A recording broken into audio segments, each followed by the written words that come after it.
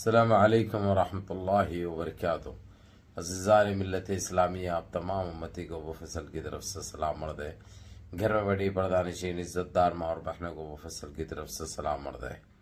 बर के बहरहाल अल्लाह से उम्मीद है आप लोग खैरियत से होंगे, अल्लाह की हिफाजत में होंगे। इन मलूनों की मलामत से, इन फ़िरक़ा परस्तों की फ़िरक़ा परस्ती से, इन दरिंदों की दरिंदगी से महफूज होंगे। अल्लाह आप लोगों को अपने हिफ्ज़ अमान में रखे, अल्लाह अपनी हिफाजत में रखे, अल्लाह हर आबाद से हर शर से महफूज रखे। बर के बहरहाल मेरे अजीज दोस्तों, मेरे भाइयों, देश के हालात से भी आप लोग वाकिफ़ है और देश के बाहर के हालात से भी आप लोग बजा वाकिफ़ है। लेकिन देश से जुड़ी खबर और देश के बाहर की ये खबर आप लोगों को सुनाऊंगा, क्योंकि हर दो खबर के लिए आप लोग बेताब भी है और बेचैन भी है, बेकरार भी है। तो इसलिए मेरा फ़र्ज़ बनता है कि किसी तरीके से आप लोगों को अच्छी खबर जो है वो पहले सुना दूँ। जिस तरीके से मेरे अजीज दोस्तों, मेरे भाइयों, झारखंड हो या महाराष्ट्र हो, जो वोटिंग तो डाली जा चुकी है, 23 तारीख को रिजल्ट भी है, आप लोगों को अच्छी तरह पता है। एक एक एग्जिट पोल, एक एक चैनल एक एक चीज दिखा रहा है। जिसको जहां से बीजेपी से मिला है वो बीजेपी की बता रहा है, और जो कांग्रेस का आपको मालूम है, जो उसके साथ चाहे एनसीपी हो चाहे दूसरे और जमाते हों, जो मिलके वो लोग करे हैं, ये लोग भी कोई अकेले नहीं, इन्हों भी मिलके वो कर रहे हैं। तो जहां तक हो ये लोगों की कांटे की टक्कर बताई जा रही है। अब यानी 23 तारीख का हमको इंतजार करना है, यानी कल का। कल घोड़ा मैदान सब सामने आ जाता कल सुबह से ही, और ये चैनल पे आप लोगों को नताइज सबसे पहले दिखाए जाएंगे, वो भी साफ सुथरी तौर से। और इंशाअल्लाह ताला जैसे ही गिनती चालू हो जाएगी, 2 घंटे के अंदर ही आपका भाई चैलेंज के साथ बता देगा कि महाराष्ट्र में किसकी सरकार बन रही है, झारखंड में किसकी सरकार बनने जा रही है।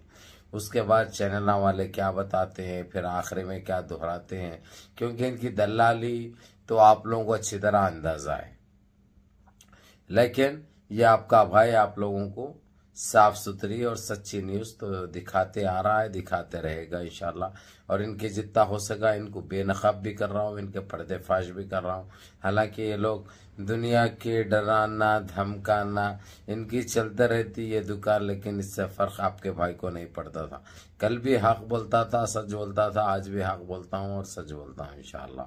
तो बहरकैफ मेरे अजीज दोस्तों, मेरे भाइयों, अभी एक खबर निकल के ये अच्छी आई है सुप्रीम कोर्ट के हवाले से। जाते जाते सुप्रीम कोर्ट के supremo chief justice CJI Chandrachud साहब ने आज एक तकरीब मुकर्रर की गई, जिसमें उनको विदाई तकरीब के नाम पर तमाम जस्टिस ने, जितने भी जजें हैं और जो रिटायर हो चुके हैं, तकरीबन 103 जजों की उस टीम ने आज उनको उनकी गुलपोशी भी की, उनकी शालपोशी भी की, उनको विदा भी किया। लेकिन जाते जाते उन्होंने उन जजों को इससे एक शपथ की तरह ही एक बात ये मनवाई है, और इन्हों भी मान के चले हैं, मैंने माजी में मैंने भी गलतियां की हैं, लेकिन वो गलतियों को सुधारने का जब भी मेरे को मौका मिला पूरी तरीके से मैं सुधारने की कोशिश किया हूँ। तो आप लोग भी वैसे ही काम करेंगे, ये मेरे को यकीन भी है। आप लोग भी किसी से डरेंगे, घबराएंगे नहीं। और जिस तरीके से जो सरकार पहले थी ताकत के साथ, अब वो नहीं है, इसलिए आप लोग कोई डरने घबराने की ज़रूरत नहीं है। उन्होंने काफ़ी तरीके से अलग अलग अंदाज में उनको समझाया भी, बताया भी। ये देश किसी के हाथों को ऐसा लगने मत दो, ये देश के लिए बहुत सी ऐसी कुर्बानियाँ देके हमने गुलामी से आज़ादी दिलाई है, जो दोबारा हमारे कोई गुलामी की तरफ ले जाने की कोशिश में है, इसमें उनको कामयाब होने मत दो। इशारे इशारे में ये कह दिया उन्होंने। दूसरी चीज़ मेरे अजीज दोस्तों, मेरे भाइयों, और ये भी कह दिया उन्होंने CJI चंद्रचूड़ साहब ने कि जिस तरीके से EVM का भी फैसला पूरी तरीके से इसीलिए नहीं हुआ बता रहे हैं उन्होंने, क्योंकि ये लोग टाइम की कमी बताकर दोबारा EVM में वोट डाले गए, चाहे महाराष्ट्र के इलेक्शन हो या झारखंड का इलेक्शन हो। अब इस चीज को वक्त के रहते हुए दोबारा से यही चीज दोहराना, इनसे ये शपथ ली है उन्होंने, क्योंकि देश को बचाना है, देशवासियों को बचाना है, देश के हित के लिए काम करना है, देश के विकास के लिए काम करना है, देश की बेहतरी के लिए काम करना है। तो सबसे पहले ईवीएम को बैंड करना चाहिए, ईवीएम पे पाबंदी आयद करना चाहिए, ईवीएम का बाइकआउट करना चाहिए, ये कह दिया उन्होंने। और जिस तरीके से ईवीएम में सेटिंग की जा रही है उसका भी हवाला दिया उन्होंने। हालांकि कुछ तकरीबन 21 मिनट उन्होंने अपनी गुफ्तगू की और 21 मिनट में तकरीबन ईवीएम का ही छाया रहा। दूसरा, सन्यासी बोने और जोकर का भी जिक्र दोहराया उन्होंने। ये कितनी चालबाजी से रहता है, ये होशियार रहना चाहिए। आप लोगों ने तो देखा किस तरीके से गेमें पलटाता है ये, और किस तरीके से गुमराह करता है और कहाँ कहाँ जाता है, क्या क्या हवाले देता है, ये सारी चीज़ें आप लोग अच्छी तरह देख चुके हैं। तो इन चीज़ों से भी होशियार रहना है, यानी ये बताया उन्होंने।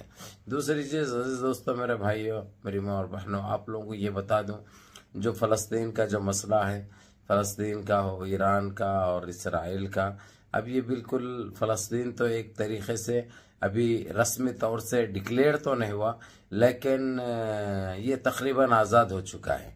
क्योंकि अभी फ़लस्तीन के अंदर ये जो हरामी नस्ल के गंदे जानवर थे, ये बुज़दिल साले अब नज़र नहीं आ रहे, छोड़ के भाग चुकी है अपनी जानें बचाने के लिए।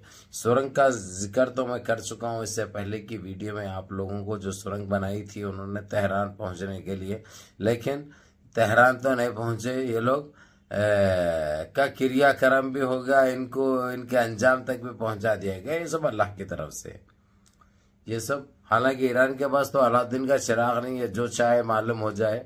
यानी अल्लाह सुब्हाना ताला उनके दिलों में ये डाला, ये चीज़ का जो डाउट पैदा हुआ था वो साबित भी हो गया कि ये लोगों की ये नीच हरकत, क्योंकि ये लोग, लेकिन ये तो पहले तो मुकर चुके थे, बाद में तो बताए ये लोग कि ये हम 5-6 महीने पहले ये कार्रवाई करे थे। इनका कोई भरोसा नहीं भाई, ये लोग किसी के नहीं होते, ना इनकी बात का भरोसा, ना इनकी ज़ात का भरोसा, ना इनका भरोसा। तो उस बीच में मेरे अजीज दोस्तों, मेरे भाइयों, अक़वाम मुत्तहिदा UNCC ने जो फैसला करने गया है फ़लस्तीन और इसराइल को लेकर, इसराइल के ऊपर कुछ पाबंदियां आयद करने की बात की है। मिसाल के तौर पे जो उसके हरकतें, नजीज हरकतें थे, एक आतंकी मुल्क, एक टेररिस्ट मुल्क को जो पाबंदियों में आयद किया जाता है, जिसके ऊपर जो बेड लगाया जाता है, वो लगाने पे अक़वाम मुत्तहिदा गौर कर रही है। जो रिजल्ट हो सकता है कल या परसों में सामने भी आ जाएगा, यानी 2 दिन के अंदर 48 घंटे में इसको वो चीज़ से भी झेलना पड़ेगा। अब इसका जिम्मेदार खुद नेतन्याहू है। इससे पहले उसको 2 महीने पहले यह बता दिया गया था, तेरी वजह से हो सकता है कंट्री का नाम खराब हो जाएगा, कंट्री बदनाम हो जाएगी, कंट्री 4 के बराबर ठहरने के लायक नहीं रहेगी, भला कंट्री रहने के बावजूद ये हो जाएगा। ये चीज़ बता दी गई थी, उसके बावजूद नज़रअंदाज करते कि ये अपने धंधलियाँ चलाते रहा, अपने हरकतें करता रहा, जो इसको अभी इसका हट जाना भुगतना पड़ा।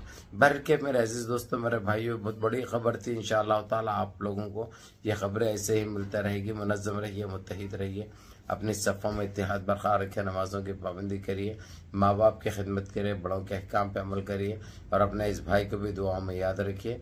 वीडियो पूरी देखो, वीडियो को लाइक करो और 4 दोस्त अहबाब को भेजो। अस्सलाम वालेकुम व रहमतुल्लाहि व बरकातहू।